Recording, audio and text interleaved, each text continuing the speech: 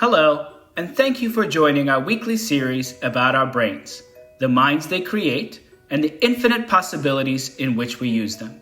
My name is Mr. T. Not this Mr. T. This one here. I'm the Director of Behavioral Health at Care First, and in a few seconds, you will get a chance to discover a new idea, get inspired, and perhaps make a small commitment for change. So let's begin.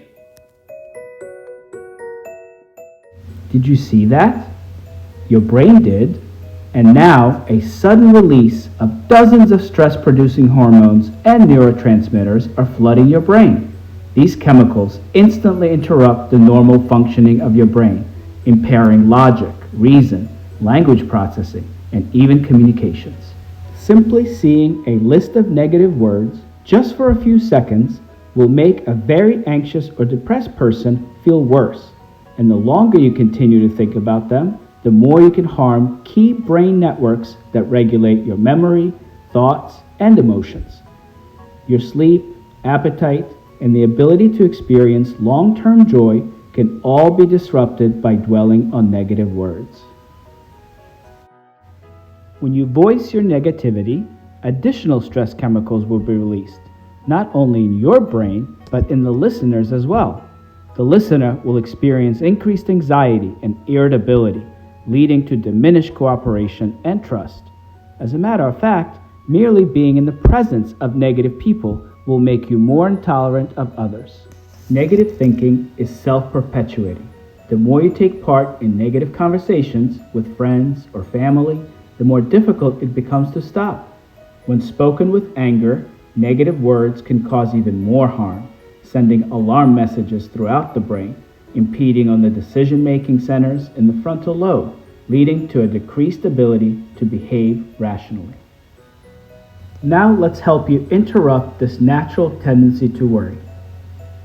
First, ask yourself, is the situation really a threat to my personal survival? Usually, it isn't.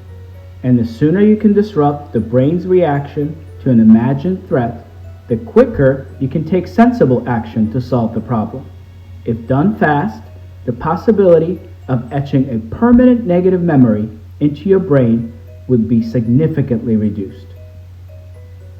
Once you have identified the negative thought, you can reframe it by choosing to focus on positive words and images.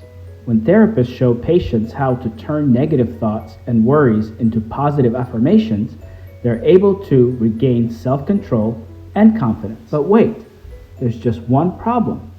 Our brains hardly even acknowledge our positive words and thoughts. Because positive thoughts are not a threat to our survival, the brain doesn't need to respond as fast as it does to the negative ones. The phenomenon is called neural bias for negativity, and it can be conquered. To do so, we must deliberately and repeatedly create as many positive thoughts as we can.